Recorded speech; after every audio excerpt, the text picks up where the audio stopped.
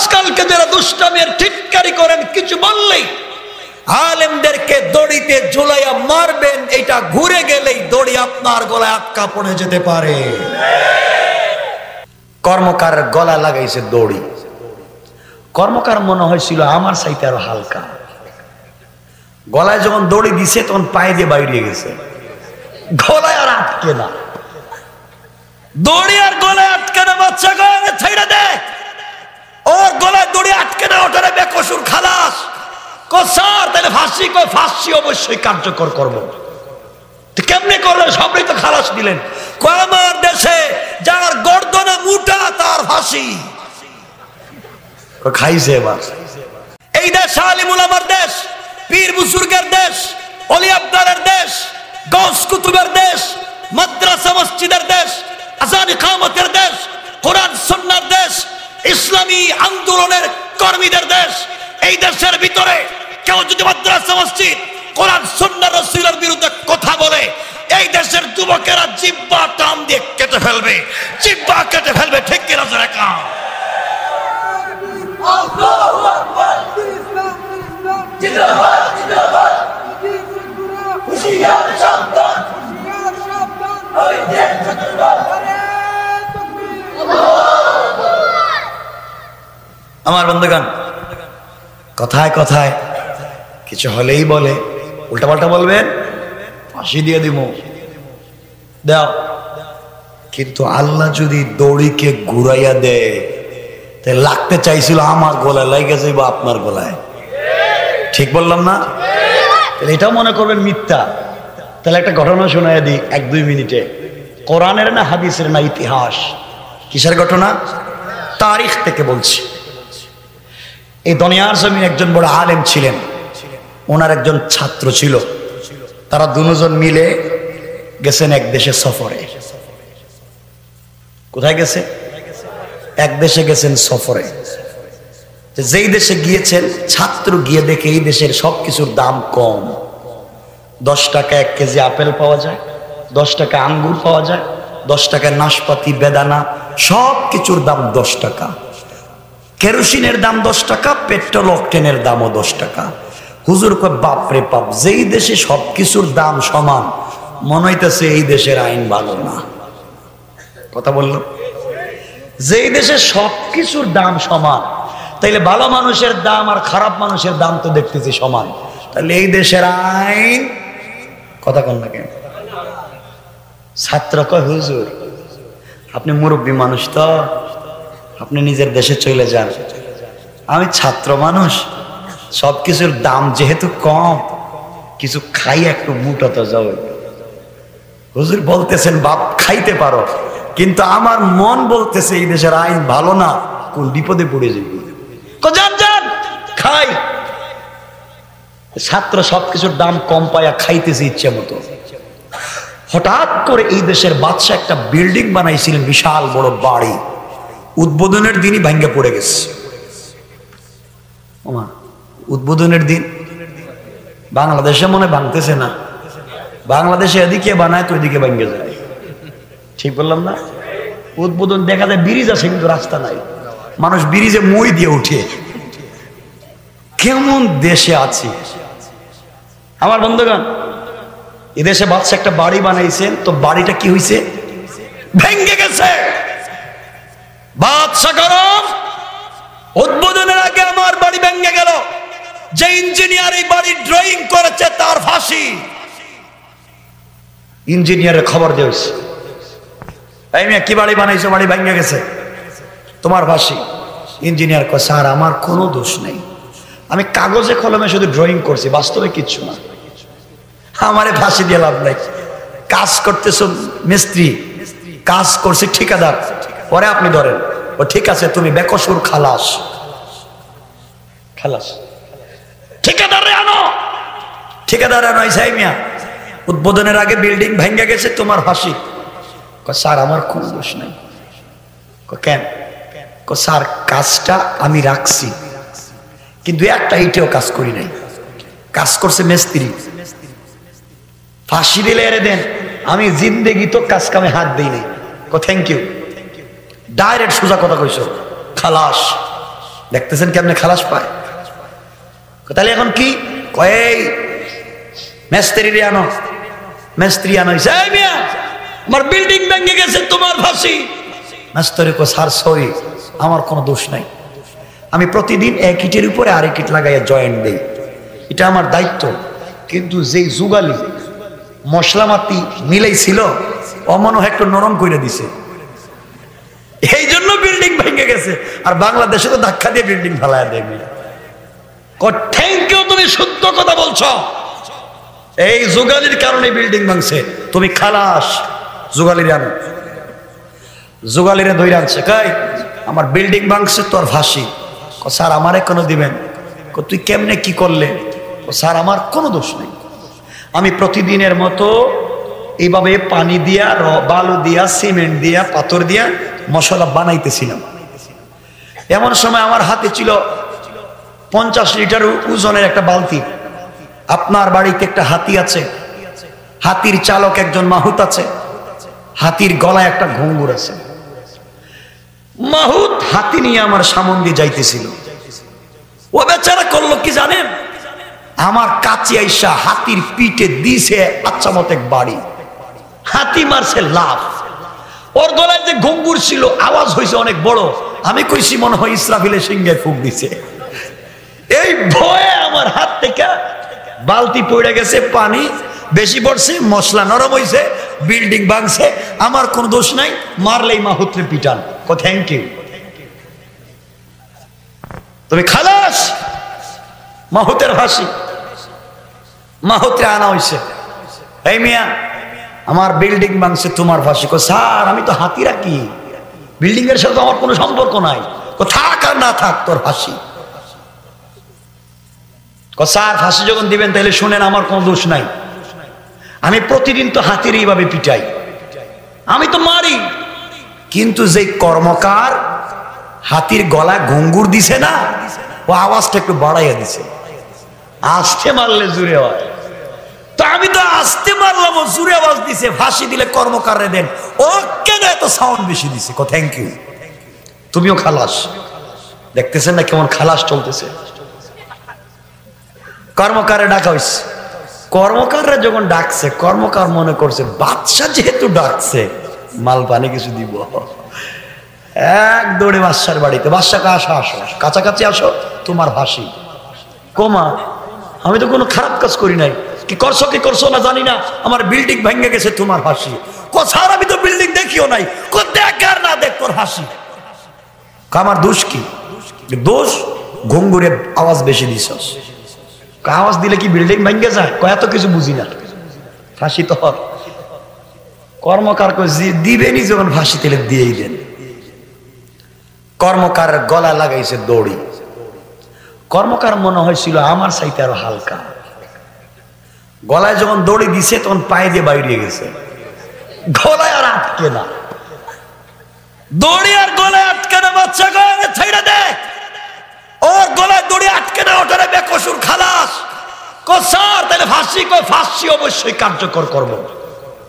কেমনে করলেন? সবই তো খালাস দিলেন। আমার দেশে যার গর্দনে মুটা তার ফাঁসি। খাইছে এবার। আমার দেশে যার গর্দনে মোটা তার ফাঁসি, এটাই তার দোষ। পুলিশ, র্যাব, চিতা, বর্ডার গার্ড, সেনাবাহিনী সবাই নামছে মাঠে, খোঁজো। এমন গলা মোটা কাউরে পাওনি, খুঁজে বাইর করো। ফিতা নিয়ে বাইরেছে, খুঁজতে খুঁজতে খুঁজতে খুঁজতে এই প্রবাসী, বিদেশি, ভিজিটার, ওই যে ছাত্রের কথা মনে আছে, কম দামি জিনিস খাইছিল, বম্বাস্টিক মার্কা মোটা হয়েছে। ওর বাসায় ঢুইকা এরা যখন মাপ দিছে ফিতা দিয়া, দেখে একবার পারফেক্ট গলা ঠিক আছে। ভাই তোমার ফাঁসি? আমার ফাঁসি মানে কি? আমি আপনার দেশে ভিজিটার, ঘুরতে আসছি, আমি একজন ফরেনার, আমাকে ফাঁসি দিবেন? আমি তোর ভাই কোনো দোষ করি নাই। দোষ একটাই, তোমার গর্দনা মোটা। আমরা আর কিছু জানতে চাই না, বাদশাহ সরকারের রায় কার্যকর করা লাগবে, তোমার গর্দনা মোটা। কেউ কোনো কথা শুনে না, দইরে নিয়ে গেছে, নিয়ে বাচ্চার সামনে হাজির করে। বাচ্চা কয় যাক, এতদিন পর একটা আইন তো কার্যকর করা যায়, দাও ফাঁসি দাও। গলায় যখন দড়ি লাগাই দিবে, তখন এই ছাত্র বলতেছে বাচ্চা আমাকে তো মাইরে ফেলাবেন, তো আমার জীবনের কোনো চাহিদার কথা জিজ্ঞাসা করলেন না। আসেনি কম? স্যার আছে একটা চাহিদা। কি চাহিদা তোমার? আমার চাহিদা হলো, আমার যে উস্তাদ আমাকে বলছিলেন এই দেশের তাল ভালো না, কম দামি জিনিস খাইয়া তো বিপদে পড়ছি, আমি হুজুরের সাথে একটু দেখা করে আসছি। ঠিক আছে, হুজুরের খবর দিয়ে আনো। এই মুরব্বী হুজুরের খবর দিয়ে আনছে। ছাত্র বলতেছে, স্যার হুজুর আপনি না বলছিলেন এই দেশের তাল ভালো না, এখন বিপদে পড়ছে, খাইয়া তো গর্দন একবারে জায়গা মতো গেছে গা। কোনো সমস্যা নাই, এখন একটাই সমস্যা, আমার ফাঁসি। আমি না বলছিলাম হুজুর এখন যা করছি ভুল করছি, আপনি আমার বাঁচান। তোরা কেমনি বাঁচানো যায়? আপনি বাঁচান। উস্তাদ কথা, ঠিক আছে একটা কৌশল করা যায়। স্যার কি কৌশল? হলো আগামী কালকে যখন তোর গলায় দড়ি লাগাইয়া, ফাঁসির দড়ি লাগাইয়া টান দিবে, তখন আমি স্টেজে উঠে যাব, ওটা লাভ দিয়া তোকে নিচে ফেলাইয়া বলবো আমারে দেও, তুই ওইটা আমারে ফেলাইয়া বলবে আমারে দেও, আমার মারামারি লাগাই দিবে। ছাত্র কইতেছে, স্যার মারামারি করতে যদি কাম সাইরে ফেলায়, তৈলার মারামারি করে তো লাভ নাই। কয় না, এর আগে আমি আসি তো। কয় স্যার দেখেন কিন্তু কাছে আমি। ছাত্র স্টেজে উঠছে, গলায় দড়ি লাগাইছে, উস্তাদ আইসা লাভ দিয়ে কয় আমারে দেও, ছাত্র আইসা কয় আমারে দেও। বাচ্চা কই খিরে বুঝলাম না, দড়িতে জুইরা কি মরতে তো জিন্দগিতে চায় না, ভাগে। এরা দেখি মারামারি করে মরার জন্য। কয় থামো, 1 মিনিট দেখি ওই মুরব্বীর জিগাই তো কি হয়েছে। কানকের ওই বেচারার আমি ফাঁসি দিতে চাই, তো আপনারা মরার জন্য এত প্রতিযোগিতা করেন কেন? বাদশা আপনি বুঝবেন না, ডিস্টার্ব করার দরকার নেই, এই ছাত্রের ছাইড়া দেন, আমারও ফাঁসি দিয়ে দেন। বাদশা কয় না, আগে কারণটা কি জানা লাগবে। এবার উস্তাদ বলতেছে, বাদশা তাহলে কারণটা বলি। গতকালকে আমি ঘুমিয়ে গিয়েছিলাম, হঠাৎ করে আল্লাহ আমাকে টেলিফোন করলেন। কে টেলিফোন? আল্লাহ টেলিফোন করে বলছেন, আপনি যে ফাঁসির দড়ি কিনে আনছেন, এই দড়িতে ঝুলে মরলে নাকি সুতা যান না। তো আমি চিন্তা করলাম, আমার এই ছাত্রটা কম বয়স, খাইয়া আর একটু মোটাতে যাও, আমি যখন এত সহজে জান্নাতে যাওয়ার সুযোগ পাইলাম, তাইলে আমার তো জীবনে অনেক গুনাহ খাতা আছে, ফিরি জান্নাত। এই জন্য ওরে ধাক্কা দিয়ে ফালাই আমারে বলতেছি আমারে দেন, সোজা জান্নাতে যাইবো। বাচ্চা কয় হ্যাঁ আবার কোন? ও কইলামই তো, আল্লাহ টেলিফোন করছে। বাচ্চা কয় থামো, ওদেরকে ছেড়ে দাও, দুটোটা খালাস। কয় স্যার কেন? আমার দেশে থাইকা, আমার দেশে খাইয়া, মোটা তাজা হইয়া, আমার টাকায় কিনা দড়িতে ঝুইলা আমার আগে জান্নাতে যাইবা, এই সুযোগ খাওয়ারে দেওয়া যায় না। তোমাদের খালাস, তোমরা ঘোষণা করে দাও আগামীকালকে বাদশা বল্টু ফাঁসির দড়িতে ঝুইলা জান্নাতে যাইবেন। উস্তাদ কয় যাও না, দড়ি লাগায় দেখো না জিব্বা কয়াত বাইরে হয়, ঠিক না? ঘটনা বলার উদ্দেশ্য এটা, আজকালকে যারা দুষ্টামের টিটকারি করেন, কিছু বললেই আলেমদেরকে দড়িতে ঝুলাইয়া মারবেন, এটা ঘুরে গেলেই দড়ি আপনার গলায় আটকা পড়ে যেতে পারে। বাদ দিয়ে দাও। ভালো হতে পয়সা লাগে না, কিন্তু ফ্যান্সি ডিল খাইতে কিছু পয়সা লাগে, ঠিক না? আমার মুসলমান বন্ধুগণ গভীর মনোযোগ। এই দুনিয়ার জমিনে আল্লাহ বলেছেন, গোলাম যত অপরাধ করিস না কেন, যত অন্যায় করিস না কেন, তুই যদি দুনিয়ার জমিনে আমি আল্লাহ রব্বুল ইজ্জত ওয়াল জালালকে ভালো করে চিনতে পারিস গোলাম, আমি কথা দিলাম রে গোলাম, তুই আটলান্টিক মহাসাগর পরিমাণ যদি গুনাহ করে ফেলে আমি আল্লাহর কাছে তওবা করিস, আমি আল্লাহ কথা দিলাম তোর জিন্দেগির গুনাহগুলোকে মাফ করে জান্নাতি বলে ফয়সালা করে দিতে আমি আল্লাহ 1 মিনিটও দেরি হবে না। কোন সুবহানাল্লাহ। কিন্তু আমার কষ্ট হচ্ছে, আপনাদেরকে কিছু বললাম ভাই আজকে তাফসিরে আসেন, ব্যস্ত, নামাজে আসেন, ব্যস্ত, ওয়াজে আসো, ব্যস্ত, কোরআন পড়ো, ব্যস্ত, কিছু বললেই আপনি ব্যস্ত, কিছু বললেই আপনি ব্যস্ত, রাজনীতি নিয়ে ব্যস্ত, দেশ নিয়ে ব্যস্ত। আরে জানেন না আপনার আপনার চাইতে বেশি ব্যস্ত আজরাইল আপনাকে নিয়ে, ঠিক না? আপনাকে নিয়ে আজরাইল বেশি ব্যস্ত। আপনি কিসের ব্যস্ত? আপনাকে কিছু বললেই বলেন আপনি ব্যস্ত, আল্লাহকে ভুলে বসে আছেন। আপনি জানেন না? শোনেন বৈরাগী বাজারের মুসলমান, মনে করেছেন এই এলাকার মধ্যে আপনি সব থেকে বড় ব্যবসায়ী, আগামীকালকে বিয়ানীবাজারে গিয়ে 1 লক্ষ ব্যাগ সিমেন্ট বিক্রি করবেন, 1000 মণ রড বিক্রি করবেন। আপনার সঙ্গে পার্টির কথা হয়েছে, সকালবেলা দোকানে গিয়ে আপনি ক্যাশের বাক্স খুলেছেন, টাকা আপনি গণবেন, আপনি বড় বিজনেস ম্যাগনেটার মারছেন। আপনি জানেন না আপনার ক্যাশের বাক্সের ভিতরে আজরাইল বসা। আপনি টাকা গণবেন, আজরাইলের আগে আপনার গয়না ফলাইব। শোনো বিয়ানীবাজারের মানুষ, মনে করে বিয়ানীবাজারের একজন বড় শিল্পপতি, তিনি একটা 3 তলা বাড়ি করেছেন, 1টা তলা সোনা দিয়া, আর একটা রূপা দিয়া, আর একটা ডায়মন্ড দিয়া। আমেরিকা থেকে এনেছেন টাইলস, কানাডা থেকে এনেছেন সিরামিক, স্টাইলিশ একটা বাড়ি করেছেন, ডিজাইনের একটা বাড়ি করেছেন। গোটা দুনিয়ার মানুষ বাড়িটা দেখতে চায়। এত স্টাইল করা বাড়ি উদ্বোধনের আগে আমেরিকার প্রেসিডেন্টকে দাওয়াত করা হয়েছে, বাংলাদেশের প্রেসিডেন্টকে দাওয়াত করা হয়েছে, সবাই স্টেজে হাজির, লক্ষ লক্ষ অডিয়েন্স সামনে বসা। আজকে ফিতা কেটে বাড়ি উদ্বোধন করা হবে। এই বাড়িতে দেখবো কি দিয়ে বানাইছে, এই বেচারা এত টাকা কোথায় পেল। আপনি স্টেজে উঠেছেন, একজন সঞ্চালক বলেছে এই বাড়ি যিনি বানিয়েছেন এখন তিনি বক্তৃতা করবেন। আপনার হাতের গড়ির দাম 10 কোটি টাকা, আংটির দাম 50 কোটি টাকা, গ্লাসের দাম 3 কোটি টাকা, কাপড়ের দাম 2 কোটি টাকা। আপনার দামি সবকিছু নিয়ে স্টেজে উঠেছেন, আপনি বক্তৃতা করবেন, বলবেন বাড়ি আপনার, টাকা আপনার, সব আপনার। এই কথা বলে মাইক হাতে নিয়েছেন কথা বলবার জন্য। আপনি জানেন না আপনার মাইক্রোফোনের নিচে আজরাইল বসা। বোঝাতে চাই তুমি নাকি ব্যস্ত। মাইক্রোফোন হাতে নিয়ে বক্তৃতা করে বলবো বাড়ি আমার, আজরাইল মাইকের নিচ থেকে বলে আল্লাহ আমসিক আও আতরুক, একে ছাইড়া দিব না ধরবো। আল্লাহ কয় ও শ্বাস ছেড়েছে, ভিতরে নিতে দিস না, এর আগে থাপ্পড় দিয়ে ফালায় দেয়। কথা বলেন, বাঁচতে পারবেন? পারবেন না। তাহলে শোনো, বাংলাদেশের এক গায়কের নাম ছিল ফিরোজ শাহী, বিশাল বড় গায়ক ছিল অনেক আগে, 80-র দশকে। হ্যাঁ, ফিরোজ শাহী একজন বড় গায়ক ছিল। সে একবার গিয়েছিল ঢাকার গাজীপুরের চৌরাস্তায়। তার উদ্দেশ্য ছিল সে নাকি অনেক ডিজাইন করা, একটা বিউটিফুল তার ফেস, পাবলিক দেখলেই পাগল হয়ে যায়।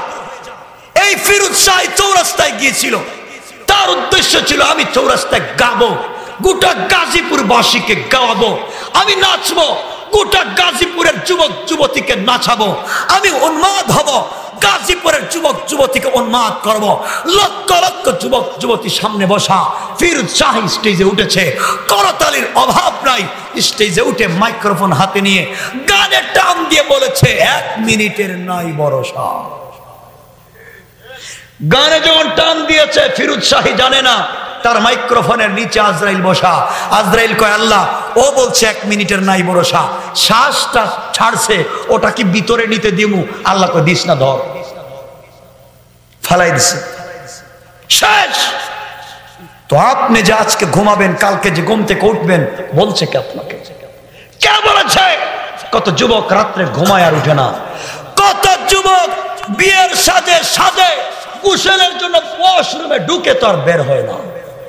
কথা বলেন তো, আপনাকে কে বলেছে আপনি ব্যস্ত? মনে রাখবেন, আপনি 1.5 আঙ্গুল পেট নিয়ে ব্যস্ত। আল্লাহ বলেছেন গোলাম, তুই তোর বাবার পিঠে 1 ফোঁটা নাপাক বিদঘুটে পানি যখন ছিলে, তারও আগে আমি তোর রিজিকের ফয়সালা করে দিয়েছি। তুই কেন রিজিকের পিছনে দৌড়াস? তোর কি হয়েছে? রিজিকের পিছনে তুই দৌড়াচ্ছিস। আমার বন্ধুগণ, আজকে আপনাদেরকে এক বন্ধুর কথা বলতাম, এটাই বলেছিলাম, মনে আছে আপনাদের? মনে পড়ে? বলছিলাম এক বন্ধুর কথা বলবো আর এক নেতার কথা বলবো। গল্প শোনেন, কোরআন থেকে বলছি। আমি যে আয়াত পড়েছি ওখানে আল্লাহ বলেছেন ওয়ারাফা'না লাকা যিকরাক, বন্ধু আমি তোমার সম্মান বাড়িয়েছি। যিনি সম্মান বাড়ালেন তার নাম আল্লাহ। সে কে আমি তার একটু পরিচয় দিতে চাই। আমার বন্ধুগণ মনে রাখবেন, এই দুনিয়ার জমিনে আপনারাও প্রেম করেন, আপনারাও ভালোবাসেন, আল্লাহ প্রেম করে, আল্লাহ ভালোবাসে। আজকে আপনারা আল্লাহকে চিনলেন না, ঠিক না যুবক? ঠিক না? এখানে অনেক যুবক আছে যারা প্রেম করে, ঠিক কিনা? ঠিক কয়, এটাও ঠিক। নিয়ত তো ভালো না, এটা তো বুঝতেছি, সব ঠিক। প্রেম ভালো, কথা বলেন, এগুলো হারাম কাজ। যুবক তোমাকে বলছি, শোনো কি বোঝাতে চাই। তুমি বন্ধু বানিয়েছো, বন্ধুর পরিচয় বিপদে। তুমি যার জন্য লাইফ কাটায়া দিলা, যে স্ত্রীর জন্য জিন্দগি কাটায়া দিলা, যেই মা বাবার জন্য জীবন যৌবন বিসর্জন করলা, যেই সন্তানের জন্য অস্তিত্ব নষ্ট করে দিলা, কসম আল্লাহ পাকের জাতের, তুমি কবরে গিয়া কোনো বিপদে পড়ে যাও, মাকে পাবা না, বাবাকে পাবা না, সন্তানকে পাবা না, স্ত্রীকে পাবা না, বন্ধু বান্ধব কাউকে পাবা না, তোমার গার্লফ্রেন্ডও নাই, বয়ফ্রেন্ডও নাই, কবরে বিপদে কিন্তু কেউ নাই। বন্ধুর পরিচয় তো বিপদে, কবরে গিয়ে বিপদে পড়ছো, কেউ নাই, যায় কেউ? তুমি বাড়িতে বাড়ি করেছো, গাড়ি করেছো, তুমি জানো মরার পরে তোমার সন্তানেরা তোমার সম্পদ বন্টন নিয়ে মারামারিতে ব্যস্ত, আর তুমি কবরে বিপদে, ঠিক না?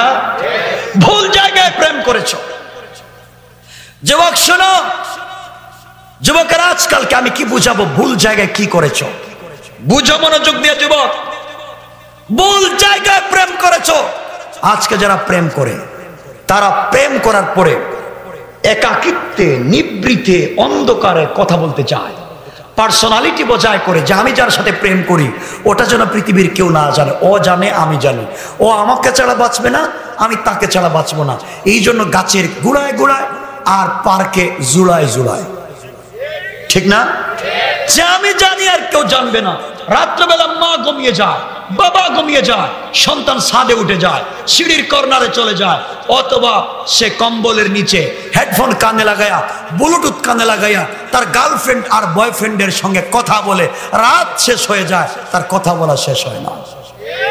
কথা বলেন, কাউকে বোঝাতে চায় না, কারণ সে তাকে ভালোবাসে, ও তাকে ভালোবাসে, এই জন্য সারা রাত জেগে থাকে। যুবক, ভুল জায়গায় প্রেম করেছ, ভুল জায়গায় প্রেম করেছো। তুমি মেয়েটার চামড়া দেখেছো না? ডিজাইন করা একটা চামড়া, বিউটিফুল একটা চামড়া, স্টাইলিস্ট একটা চামড়া, এটা দেখে প্রেম করেছো না? তুমি জানো না মরে গেলে 72 ঘন্টার ভিতরে এই চামড়া থেকে বের হবে পোকা, ঠিক না? পোকা। ভুল জায়গায় প্রেম করেছো। যুবক তুমি শোনো, তুমি প্রেম করে রাত্রেবেলা ঘুমাও না। আমার আল্লাহ বলে, গোলাম আমিও প্রেম করে রাত্রে ঘুমাই না। আল্লাহ বলেন, গোলাম শোন, আমি আল্লাহ আসমান বানাইছি কোন ফায়াকুন, হাত দিয়ে বানাই নাই। জমিনকে বলছি হয়ে যা, হয়ে গেছে।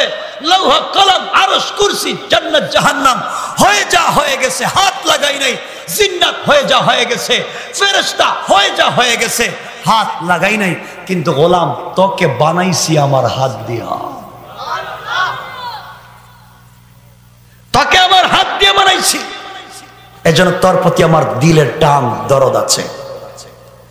গোলাম জানিস, আমার কাছে জিবরাইল বসা থাকে আমার ভাল লাগে না, আমার কাছে ইসরাফিল বসা আমার ভাল লাগে না, আমার কাছে জান্নাতুল ফিরদাউস আমার ভালো লাগে না, আমার কাছে সিদরাতুল মুনতাহা আমার ভাল লাগে না। কারণ প্রেম করেছি তোর সঙ্গে। গোলাম তুই যখন ঘুম থেকে রাত্রবেলা উঠে যাস, তাহাজ্জুদের সিজদায় পড়ে আমি আল্লাহকে ডাক দিস, আল্লাহু আরশে ইস্তাওয়া, আমি তো আরশে আজিমে থাকি। তুই যখন সুবহানা বলে ডাক দিস, আমি আরশে আজিমে থাকি না। মিন হাবলিল ওয়ারিদ, তোর গলার রগের চাইতে আরো কাছে পৌঁছে যায়। এত ভালোবাসি তোকে, তুই আমাকে চিনিস না। গোলাম তাহলে শোন, এই দুনিয়া আমি আল্লাহ প্রেম করেছি একজনের সঙ্গে, তার নাম মুহাম্মদ ইবনে আব্দুল্লাহ। আল্লাহ মুহাম্মদের সঙ্গে প্রেম করে মাঝে মধ্যে আমার নবীকে ডাক দিতেন, ইয়া আইয়ুহাল মুজাম্মিল, ইয়া আইয়ুহাল মুদাসসির, কুম ফানজির, ওয়া রাব্বাকা ফাকাব্বির, ওয়া সিয়াবাকা ফাতাহির। ও চাদরওয়ালা চাদর খোলো, কম্বলওয়ালা কম্বল থেকে বের হও। খাদিজা ঘুমে, ফাতেমা ঘুমে, কেউ দেখবে না। আসমানের ফেরেশতারা ঘুমায়, জমিনের পাখিরা বাসায় ঘুমায়, মা তার মেয়ের গলা জড়ায় ঘুমায়, বাবা তার ছেলের গলা জড়ায় ঘুমায়, ভাই তার ভাইয়ের গলা জড়ায় ঘুমায়, বোন তার বোনের গলা জড়ায় ঘুমায়, স্বামী তার স্ত্রীর গলা জড়ায় ঘুমায়। আমি আল্লাহ ঘুমাই না। তুমি ঘুম থেকে উঠো, লা তাখুযু সিনাতুন ওয়ালা নাওম, আমার ঘুম আসে না। তুমি ঘুম থেকে উঠে দেখো আমি তোমার দরজায় দাঁড়িয়ে আছি। আল্লাহ তো তার নাম, আল্লাহ তো তার নাম। আজকে সে রবকে চিনলেন না যে তোমাকে না ঘুমায় ডাকে। জবাব, তুমি নাকি জেনা করেছো, ভয় পাচ্ছ তওবা করতে। বলবো সামনে তোমার রব কেমন। 1 লক্ষ জেনা করো, রব বলছে আমার কাছে আয়, কথা দিলাম মাফ করে দিব। সুবহানাল্লাহ বলেন না। রবকে চিনলেন না। শোনো যুবক, আল্লাহ বলছেন এই জমিনের এই বৈরাগী বাজার, বিয়ানী বাজারে কত লোক আল্লাহকে টেলিফোন দেয়, প্রতিদিন 5 বার নামাজ পড়ে, কেউ তাহাজ্জুদ পড়ে টেলিফোন করে, কেউ তো চাষতের নামাজ পড়ে, আউয়াবিন পড়ে নামাজ পড়ে আল্লাহর কাছে টেলিফোন দেয়। আল্লাহ তার টেলিফোন উঠায় না। আল্লাহ বলছেন ফাওয়াইলুল লিল মুসাল্লিন, তোর টেলিফোন তোর নাম্বার ব্লক লিস্টে রাইখা দিলাম, সারাদিন টেলিফোন দিবে, আমি তোর ফোন ধরবো না। তুই নামাজ পড়ে মিথ্যা কথা বলিস, নামাজ পড়ে গীবত করিস, নামাজ পড়ে সুদ খাস, নামাজ পড়ে ঘুষ খাস, নামাজ পড়ে মসজিদের টাকা মারিস, নামাজ পড়ে মাদ্রাসার টাকা মারিস, তুই সারাদিন আমাকে টেলিফোন দিবে, তোর নাম্বার ব্লক লিস্টে, তোর সাথে আমি কথা বলতে চাই না। কথা বলেন ঠিক কিনা? কত লোক আল্লাহকে টেলিফোন দেয় কিন্তু আল্লাহ কথা বলে না। তখন আল্লাহর কাছে আসমান বলে, আল্লাহ ইযা সামাউন শাক্কাত, আসমানকে ভেঙে ফেলে দেব। জমিন বলে ইযা সুলসিলাতিল আরদু জিলজালাহা, আল্লাহ আমি কি জমিনকে ভেঙে দেব। ফেরেশতারা বলে আল্লাহকে আমি ভূমিকম্প উঠায় দেব। আল্লাহ বলে না রে, সবগুলা খারাপ না। দেখি একটা যুবক, দেখি একটা যুবতী, যার বডিতে যৌবন আছে, যার বডিতে শক্তি আছে, গভীর রাত্রে চাইলে মদের আড্ডায় যাইতে পারে, ফেন্সিডিল ইয়াবা খাইতে পারে, জিনা ব্যভিচার করতে পারে, মদের বারে যাইতে পারে, এমন যুবক আর যুবতী গভীর রাত্রে ঘুম থেকে উঠে ঠান্ডা পানি দিয়ে ওযু করে সিজদায় পড়ে যখন বলে সুবহান, আল্লাহ ফেরেশতাদেরকে বলেন, ফেরেশতারা ওই যুবকটা সিজদায় পড়ে কি বলছে? কয় আল্লাহ, ও বলছে সুবহান, তুমি নাকি পবিত্র। আল্লাহ বলছেন বৈরাগী বাজারের এই যুবক আর যুবতী কি আমাকে দেখেছে? আল্লাহ তোমাকে দেখে নাই, না দেখে বলছে তুমি নাকি পবিত্র। আল্লাহ বলছেন ও কি আমাকে শুনেছে? আল্লাহ শুনে নাই, সত্য কোরআন পড়ে পড়ে বিশ্বাস করেছে। তোমার রাসূলের কথা শুনে রাত্রবেলা জেনায় না গিয়ে, রাত্রবেলা মদের আড্ডায় না গিয়ে, গভীর রাত্রে ঘুম থেকে উঠে তোমাকে বলেছে সুবহান। আল্লাহ বলছেন সাব্বাহতানি, অবশ্যই আমি আল্লাহ পবিত্র। আর আমার গোলাম যখন গভীর রাত্রে আমাকে না দেখে বলছে সুবহান, সাব্বাহতুকা, গোলাম তোকে দুনিয়ায় বানাইলাম পবিত্র, আখিরাতে বিনা হিসাবে জান্নাত। সে রবকে চিনলেন না। আজকে তো রাত্র শেষ হয়ে যাবে, সেই রবের পরিচয় শেষ হবে না। দিল ভেঙে যাবে, হার্ট বাস্ট মারবে, কিন্তু আপনি সে রবের পরিচয় শুনলে ভয় পাবেন। গোলাম যখন সিজদায় পড়ে বলে আলা, সুবহান বলছিলেন, পরে বলছে আলা, আল্লাহ বলেন ফেরেশতা ওই বান্দি, ওই যুবকটা কি বলে? ও তো আজকে প্রেম করতে পারতো, ও চাইলে গার্লফ্রেন্ডের সঙ্গে কথা বলতে পারতো, ও চাইলে জেনা করতে পারতো, কিন্তু যুবকটা তো করলো না কিছুই। ঘুম থেকে উঠে বলছে আলা। আল্লাহ বলছেন কি বলে? আলা, তুমি নাকি বড়? আল্লাহ বলছেন আলাইতানি, অবশ্যই আমি বড়। আর আমার গোলাম আমাকে না দেখে বলছে বড়। আলাইতুকা গোলাম, তোকে দুনিয়ায় বড় বানালাম, আখিরাতে তোর সমস্ত গুনাহ বাদ দিয়া আমার জিম্মাদারিতে জান্নাত। সুবহানাল্লাহ বলেন। কে বলছে?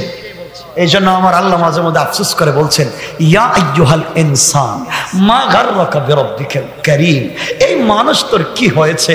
তোকে না আমি আল্লাহ মতো মহান রব থেকে কে ফিরিয়ে দিল? আল্লাযী খালাকাকা, অথচ আমি তোকে বানিয়েছি।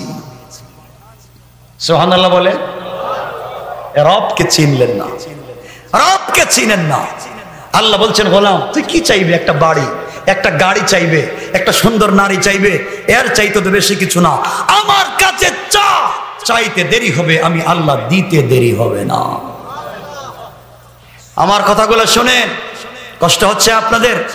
কষ্ট হয়? আমি লম্বা করবো না, 12টার ভিতরেই শেষ করে দেব।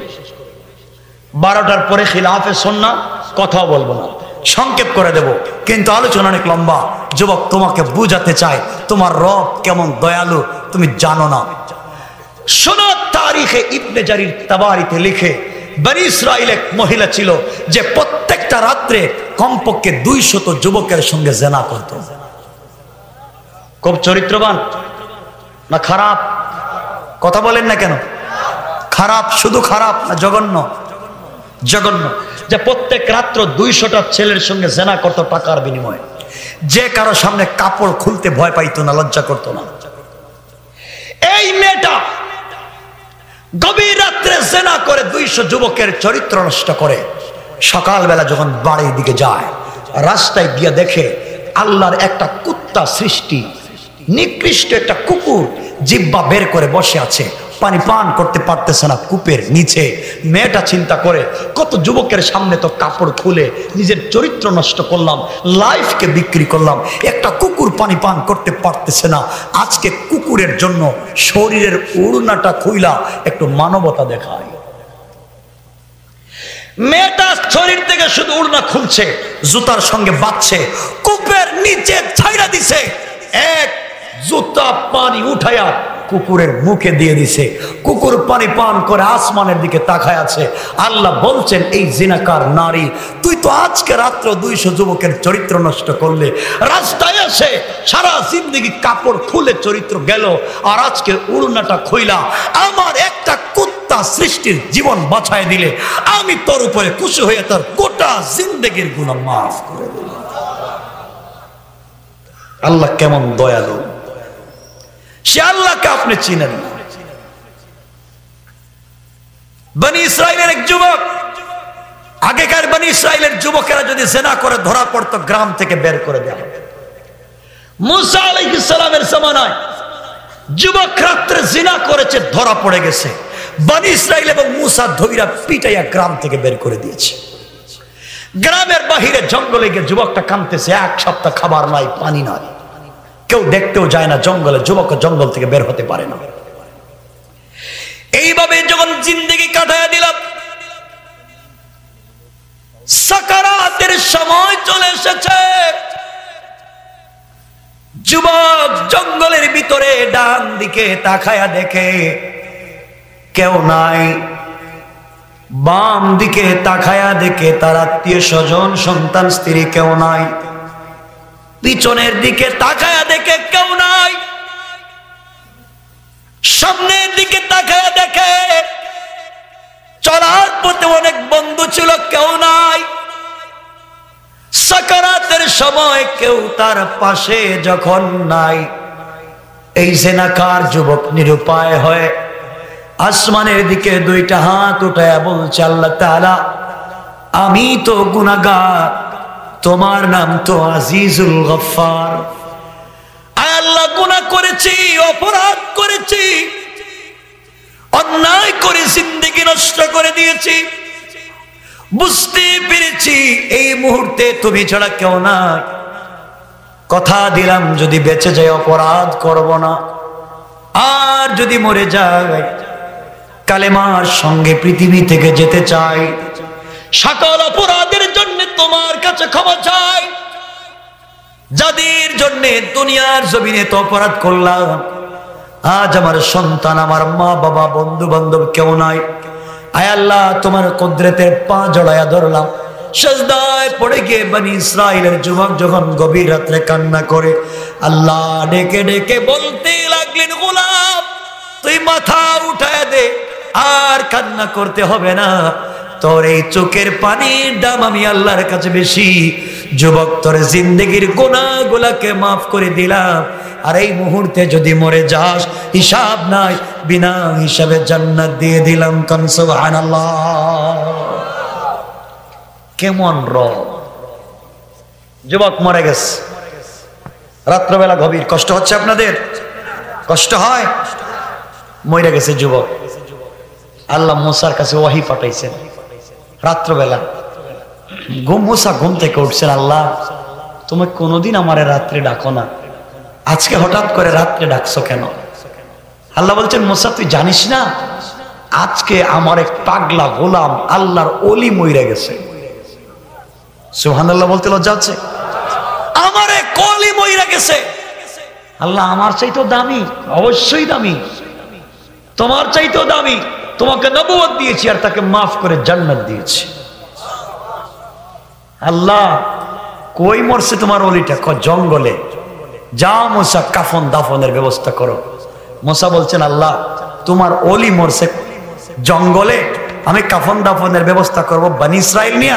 আপনি বনি ইসরাইলকে তো চিনেন, এরা বাকিতে বিশ্বাস করে না, এরা নগদে বিশ্বাস করে। আপনি বলেন আপনার এই পাগলা গোলাম ওলির জানাজায় গেলে আপনি নগদে কি দিবেন? সুবহানাল্লাহ বললেন না?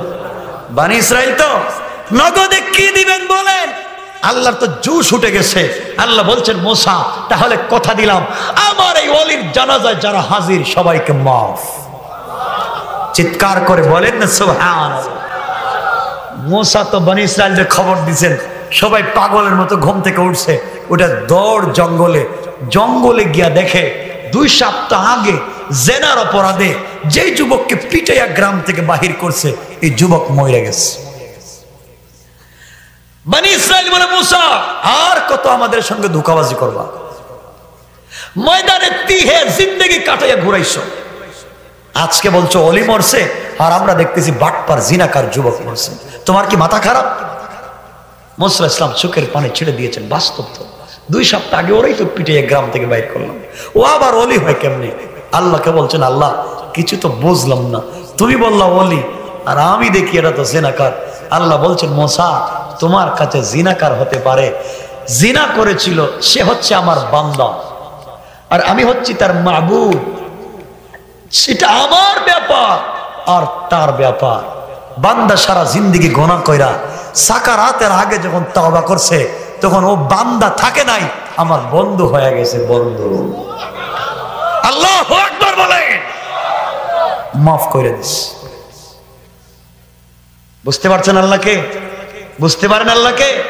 এই আল্লাহকে চিনলেন না, এই আল্লাহকে চিনেন এরপরে কবরে যান। পারবেন তো ইনশাআল্লাহ?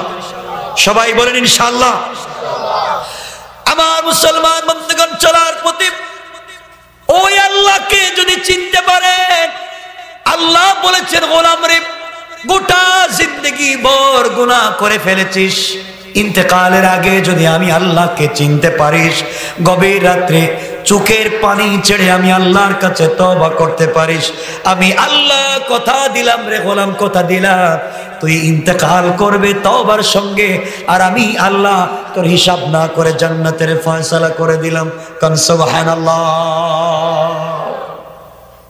এই জন্য জীবনে চলার পথে এই আল্লাহকে চিনেন। পারবেন ইনশাআল্লাহ?